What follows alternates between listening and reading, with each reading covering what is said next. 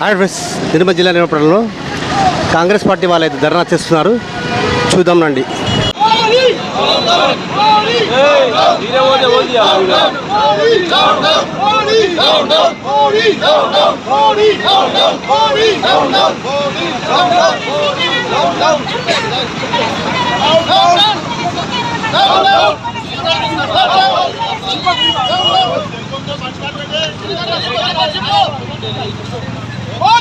జిల్లా అధ్యక్షుడు డిసిసి అధ్యక్షుడు ముచ్చటి శ్రీరావు గారి ఆదేశాల మేరకు ఈరోజు కేంద్ర ప్రభుత్వం ప్రవేశపెట్టిన బడ్జెట్ వ్యతిరేకంగా నిర్మల్ జిల్లాలో ఆడియో గారికి రిప్రజెంటేషన్ ఇవ్వడం జరిగింది. ఈ వచ్చిన కేంద్ర ప్రభుత్వం ప్రవేశపెట్టిన బడ్జెట్లో తెలంగాణ రాష్ట్రానికి జరిగిన అన్యాయం గురించి ఇవాళ ప్రతి ఒక్కరూ బెల్లం విప్పి మాట్లాడాల్సిన అవసరం ఉన్నది. ఎందుకంటే గతంలో కూడా వీళ్ళు ప్రవేశపెట్టిన బడ్జెట్ కేవలం వాళ్ళ కుర్చీ కాపాడుకోవడానికని ఈ తెలంగాణ సమాజానికి అర్థమైంది. ఈరోజు కూడా కేవలం బీహార్ మరియు ఢిల్లీ రెండు రాష్ట్రాల కొరకే ప్రవేశపెట్టిన బడ్జెట్ లాగా ఈ బడ్జెట్ కనిపిస్తున్నది. తెలంగాణకి గతంలో కూడా ఇచ్చింది గాడిది గుడ్డు, ఇవాళ కూడా వాళ్ళు ప్రవేశపెట్టిన బడ్జెట్లో తెలంగాణ ఇచ్చింది గాడిది గుడ్డు. మేము ఈ తెలంగాణ ప్రజలకు ఒక మాట గమనించాల్సిన అవసరం ఉన్నదని మేము చెప్పదలుచుకున్నాం. ఈ రాష్ట్రం నుంచి 8 ఎంపీలు, ఒక కేంద్ర మంత్రి, ఒక కేంద్ర సహాయ మంత్రి ఉండి కూడా ఈ తెలంగాణ రాష్ట్రానికి ఒక రూపాయి కూడా రాలేకపోయినా వీళ్ళు వెంటనే రాజీనామా చేయాలని మేము వాళ్ళ తెలంగాణ సమాజం పట్ల, కాంగ్రెస్ పార్టీ పట్ల వాళ్ళకి డిమాండ్ చేస్తున్నాం. మీకు చిత్రశుద్ధి ఉంటే ఈ తెలంగాణ రాష్ట్రానికి బడ్జెట్లో తీసుకురండి, తెలంగాణకు జరిగిన అన్యాయం గురించి మాట్లాడండి తప్ప ఈ మీ బీజేపీ పార్టీ తీసుకున్న నిర్ణయాలకు వెనుక వేసుకొని గొప్పలు చెప్పకండి. ఇప్పుడు ఈ తెలంగాణ సమాజం రాబోయే ఎన్నికల్లో వాళ్లకు ఖచ్చితంగా గుణపాఠం చెప్పాలా అని మీ ద్వారా కోరుతున్నాను. జై హింద్, జై తెలంగాణ. జరిగినటువంటి కేంద్ర బడ్జెట్లో తెలంగాణ ప్రభుత్వానికి ఇలాంటి బడ్జెట్ కేటాయించినందుకు పిసిసి ఆదేశాల మేరకు మరియు డిసిసి అధ్యక్షులు శ్రీహరన్న ఆదేశానుసారం ఈరోజు ఆర్డీఓ కార్యాలయం ముందు నిరసన కార్యక్రమం జరగడం జరిగింది. ఈ కార్యక్రమానికి విచ్చేసినటువంటి ఆయా మండలాల అధ్యక్షులకు, మార్కెట్ కమిటీ చైర్మన్లకు, గ్రంథాలయ చైర్మన్లకు, కాంగ్రెస్ పార్టీ సీనియర్ నాయకులకు ప్రతి ఒక్కరు ధన్యవాదాలు తెలియజేస్తూ, ఏదైతే తెలంగాణలో బీజేపీకి 8 మంది ఎంపీలను ఇచ్చినటువంటి తెలంగాణకు కేంద్ర ప్రభుత్వం గత 10 సంవత్సరాల నుండి ప్రజెంట్ ఇప్పటికి కూడా ఎలాంటి బడ్జెట్ ఇవ్వనందుకు తెలంగాణ ప్రజలపై బీజేపీకి ఎలాంటి చిత్తశుద్ధి ఉందో మన తెలంగాణ ప్రజలు గమనించాలా. రాబో రోజుల్లో తెలంగాణలో బీజేపీ పార్టీకి పుట్టగతులు ఉండవని నేను ఈ సభాముఖంగా తెలియజేస్తున్నాను.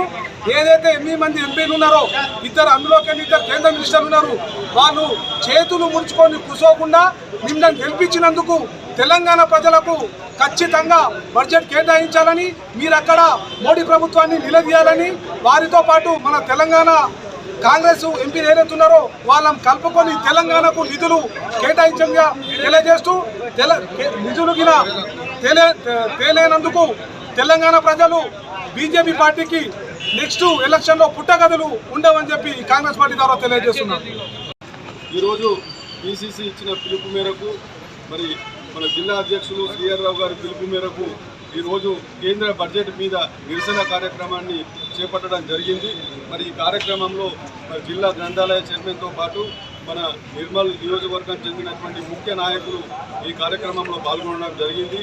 ఈరోజు రాష్ట్రంలో చూస్తే 8 మంది ఎంపీలు మరియు 2 కేంద్ర మంత్రులు ఉన్నా కానీ కూడా ఈ రాష్ట్రం తరఫున 1,65,000 కోట్ల రూపాయల మరి ప్రపోజల్స్ని కేంద్రానికి పెట్టడం జరిగింది.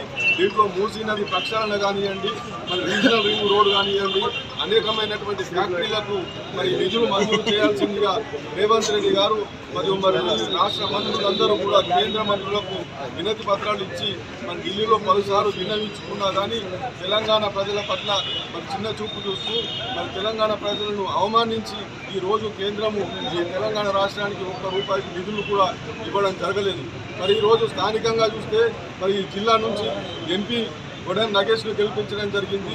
అదేవిధంగా ఉమ్మడి జిల్లా నుంచి 4 బీజేపీ శాసనసభ్యుల్ని గెలిపించడం జరిగింది. ఇక్కడ నిర్మల్ నుంచి మరి ఈ రాష్ట్రంలో అసెంబ్లీలో మరి బీజేపీ ప్రజాపక్షానికి నాయకత్వం వహిస్తున్నటువంటి మహేశ్వర్ రెడ్డి ఇదే ప్రాంతానికి చెందినవాడు. మరి ఈ జిల్లాలో చూస్తే మరి నిర్మల్ పట్టణానికి అండర్ గ్రౌండ్ డ్రైనేజీ తీసుకొస్తారని చెప్పేసి ఎన్నికల్లో మాట ఇవ్వడం జరిగింది. అదేవిధంగా ఈ జిల్లాకు నవోదయ పాఠశాలను తీసుకొస్తానని చెప్పేసి ఎంపీ ఎన్నికల్లోనూ శాసనసభ ఎన్నికల్లోనూ మరి చెప్పి మరి ఓట్లు దండుకొని ఈరోజు ఎంపీ ఎమ్మెల్యే ఈ ప్రాంతం నుంచి గెలవడం జరిగింది. కానీ ఈ ప్రాంతానికి రావాల్సినటువంటి రైల్వే లైన్ కానివ్వండి, ఈరోజు అండర్ గ్రౌండ్ డ్రైనేజ్ కానివ్వండి, ఏ ఒక్క రూపాయి కూడా ఎంపీ ఎమ్మెల్యే ఈరోజు తీసుకురాలేకపోయింది ఇలా చాలా స్థానికంగా. అదేవిధంగా రాష్ట్రంలో కానీ ఈరోజు లోకల్లో కానీ ఒక్క రూపాయికి తీసుకురాలేనటువంటి ఎమ్మెల్యేని కానివ్వండి, ఎంపీని కానివ్వండి భవిష్యత్తులో నిర్మల్ ప్రజలు ఈ నియోజకవర్గంలో తిరగనివ్వరు అని చెప్పేసి నేను ఈ సందర్భంగా తెలియజేస్తున్నాను. అదేవిధంగా నిర్మల్ ప్రాంత ప్రజలందరూ కూడా మరి గుర్తుపెట్టుకోవాల్సినటువంటి అవసరం ఉన్నది. మరి రాబోయే స్థానిక ఎన్నికల్లో మరి బీజేపీకి గట్టి గుణపాఠం చెప్పి తీరాలని చెప్పేసి నేను ఈ సందర్భంగా తెలియజేస్తూ నేను ముగిస్తున్నాను.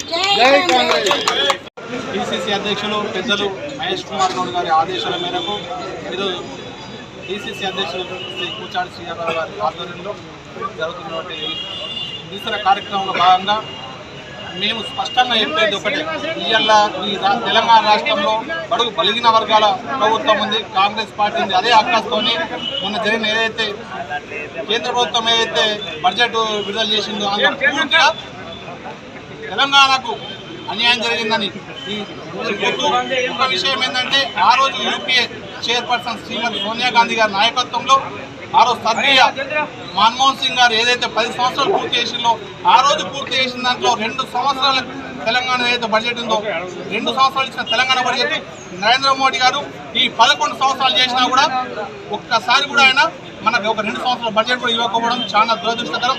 అలాగే నిర్మలా సీతారామన్ ఏదైతే ఆంధ్రాలో తెచ్చుకున్న బడ్జెట్ని కేవలం మన కాంగ్రెస్ ప్రభుత్వం ఉంది, బడుగుల ప్రభుత్వం ఉంది అనే ఉద్దేశంతో ఆమె తెలుగు ఆడపడుచుండి తెలంగాణ మీద వివక్ష టోటల్ మొత్తం అక్కడితోని మనకి ఇవ్వకపోవడం, దాంట్లో భాగంగానే ఈరోజు ఏదైతే ప్రజల్ని మభ్యపెట్టి ఈ 8 మంది ఎవరైతే ఎమ్మెల్యే గెలిచిల్లో బీజేపీ ఎమ్మెల్యేలు అందులో భాగంగానే మేము రాష్ట్ర ప్రభుత్వం తెచ్చే ప్రభుత్వ నిధులన్నీ మా ప్రభుత్వం మేమే కేంద్రం నుంచి తెస్తున్నామని బీజేపీ నేత మహేష్ రెడ్డి గారు ఇప్పటికైనా ఏం మాట్లాడు ప్రజలకు మొత్తం ఏదైతుందో సంక్షిప్తంగా ఇవ్వు. ఎందుకంటే కేంద్ర ప్రభుత్వం ఏదైతే ఈరోజు బడ్జెట్లో ఏదైతే ఇవ్వలేదో తెలంగాణకి, నీకు సిగ్గు శరం లజ్జ ఏదైనా ఉంటే నువ్వు ఇమీడియట్ బీజేపీ నేతో కదా, నువ్వు తక్షణం స్పందించు, లేకుంటే తెలంగాణ ప్రజలకు క్షమాపణ చెప్పు, లేకుంటే నువ్వు ఇప్పటికిప్పుడే రాజీనామా చేసి ప్రజలకు క్షమాపణ చెప్పాల్సిన అవసరము బీజేపీ నేత అని చెప్పుకునే మహేష్ రెడ్డి పైన ఉందని తీవ్రంగా ఈ నిరసన కార్యక్రమం వలన ప్రతి ఒక్కరు వచ్చిన వాళ్ళందరికీ కూడా ముఖ్యంగా పాత్రికేయ మిత్రులకు కానీ మా నాయకులకు కానీ మా సోదరులకు కానీ ప్రతి ఒక్కరికి నేను స్వాగతం సుస్వాగతము. అందులో మొన్న లోక్సభలో ప్రవేశపెట్టిన బడ్జెట్ తెలంగాణకు నిర్వీర్యం చేసింది. మరి వాళ్ళు బీజేపీ వాళ్ళు ఎన్నికల మేనిఫెస్టోలో బయ్యారంలో ఉక్కు ఫ్యాక్టరీ పెడతామని చెప్పేసి, వరంగల్లో కాజీపేటలో కోచ్ ఫ్యాక్టరీ పెడతామని చెప్పేసి ఇట్లా వాగ్దానాలు చేస్తూ కనీసం ఏ ఒక్కదాన్ని నెరవేర్చకుండా ఇవాళ గిరిజన విశ్వవిద్యాలయం ఇస్తున్నారు. గిరిజన విశ్వవిద్యాలయం నామరూపాలు లేకుండా పోయింది. జవహర్ నవోదయ విద్యాలయాలు ఇస్తున్నారు, దానికి కూడా నామరూపాలు లేకుండా పోయింది. కనీసం ఈ 8 మందిని గెలిపించు మన తెలంగాణ అస్తిత్వం కోల్పోయినప్పుడు మీ పదవుల నుండి ఎందుకు, మీ పదవులు లేకెందుకు అని చెప్పేసి సందర్భంగా ప్రశ్నిస్తూ, మరి బీజేపీ ఒక్కసారి మీరు తిరిగి ఆలోచించుకోండి, లేకపోతే మీ ఉనికి మీరు నామరూపాలు లేకుండా పోతారని చెప్పేసి సందర్భంగా హెచ్చరిస్తూ, జై హింద్, జై తెలంగాణ, జై కాంగ్రెస్. నిర్మలా సీతారామన్ గారు దేశ సమగ్ర అభివృద్ధికి ఆమె బడ్జెట్ తీసుకొచ్చినట్టు లేదు, ఆమె రాజకీయ ప్రయోజనాల కోసమే ఈ బడ్జెట్ తీసుకొచ్చినట్టు. తెలంగాణ సహా కాంగ్రెస్ కేంద్ర రాష్ట్ర పాలితాలపై తన బీజేపీ వివక్షకు మరి రాజకీయ కుట్ర ఇది తెరలేపుతున్నదని మేము ప్రజలకు చెప్తా ఉన్నాము. బీజేపీ మరి ఎంత దొంగ నాటకం ఆడుతున్నదో మనందరికీ తెలుసు. నేను మేము మరి రాష్ట్రాలకు అభివృద్ధి చేస్తా అని ఇవాళ తెలంగాణలో కానీ అన్ని రాష్ట్రాల్లో కానీ మన రాష్ట్రంలో జరిగినంత అన్యాయం ఎక్కడ కూడా జరగలేదు. ఇవాళ మన తెలంగాణ రాష్ట్రంలో 8 మంది ఎమ్మెల్యేలు 8 మంది ఎంపీలను ఇచ్చినాము. గతంలో నేను యువతకు 15 లక్షలు వేస్తాను అబద్ధం చెబితే మరోసారి గెలిపించింది. మళ్ళీ ఇవాళ రాముడి పేరుతో నేస్తే అక్షంతల పేరుతో నేస్తే మళ్ళీ గెలిపిస్తే ఇవాళ వాళ్ళు చేసింది ఏమిటి? మరి వాళ్ళు తెలంగాణ రాష్ట్ర విభజన చట్టం తర్వాత ఎన్నో నేను హామీలు ఇచ్చిండ్రు. శాఖకు కానీ మేము కోచ్ ఫ్యాక్టరీ కానీ అనేకమైనటువంటి నిధులు ఇస్తా అని ఒక్కటి కూడా ఇవ్వలేదు. దేశకు బచా వాళ్ళు సబ్కా సాత్ సబ్కా వికాస్ అని మరి మన భారతదేశంలో 140 కోట్ల 1,40,00,000 జనాభా ఉన్న మరి ప్రజలకు ఏమి న్యాయం చేసిందని మేము అడుగుతా ఉన్నాము.